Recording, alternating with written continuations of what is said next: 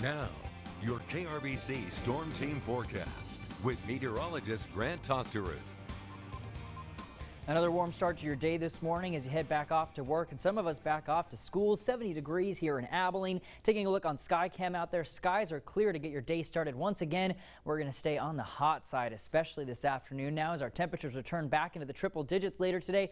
100 degrees for a high here in Abilene. That's just 3 degrees shy of our record high for this day, going back all the way to 1985. And our temperatures continue their warming trend all the way into Friday. We get the highs top out at 105 degrees here in Abilene. We'll be watching closely how close we'll get to those records. In fact, on Thursday, current forecast has us beating that record high of 103 degrees, going back to 1998. But Wednesday, we'll be watching that one closely too, because that's a record that goes back 122 years. So we'll see if we'll get close to that or not. That is 105. And look at as we head into Saturday. Yes, a cold front now making its way in. Looks like this is going to be very weak, though, just bringing a little bit of relief to our temperatures. And I'll show you those details coming up in your 7-day here in just a little bit. But unfortunately, these above average conditions, even despite that cold front, look like they're going to stay really across the entire state for at least the next week or 2 weeks even, as there's still high confidence of these above average temperatures going to stick around. That's all thanks to this persistent ridge in the jet stream that continues to move over us.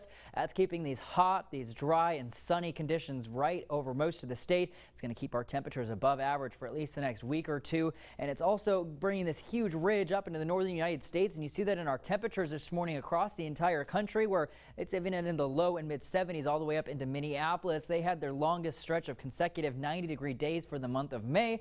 And in fact, yesterday they got to 100 degrees. That's the earliest they've ever gotten to that triple-digit mark up there in their history. So some definite heat settling into much of the country right now. And of course, with all this heat here in the big country, we want to remind you of these heat safety tips every day, just so you get them locked down in your mind out there. Try to avoid the hottest times of the day. Stay hydrated if you're going to be outdoors. And for a lot of you, if you're headed to the pool or splash pads today, remember to wear the sunscreen and reapply it often. Also, just try and take frequent breaks. Better yet, try and find that air-conditioned room. And don't forget about those pets outdoors. They suffer from heat exhaustion just like we do. They get hot, they get dehydrated. And of course, we ran this story earlier this morning. Do not forget about the kids or the pets in the back seat of the car. Temperature is going to warm very quickly into the lower 90s by lunchtime today. Those winds may be a bit breezy at times, but otherwise we're going to enjoy plenty of sunshine out there. And then check out these afternoon highs across the region. Many of us going to get close to or break that century mark later this afternoon, especially off to the west.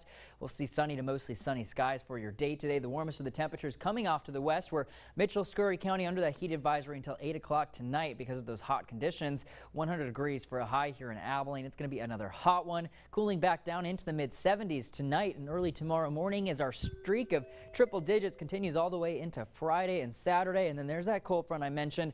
That's going to bring temperatures down into the mid and upper 90s to start next week with just a slight chance for rain. But unfortunately, after that, looks like we'll be back in the triple digits again by the middle of next week. All right, and the downside to all this is that summer does not officially start until the middle of June. That's right. We haven't even officially gotten to the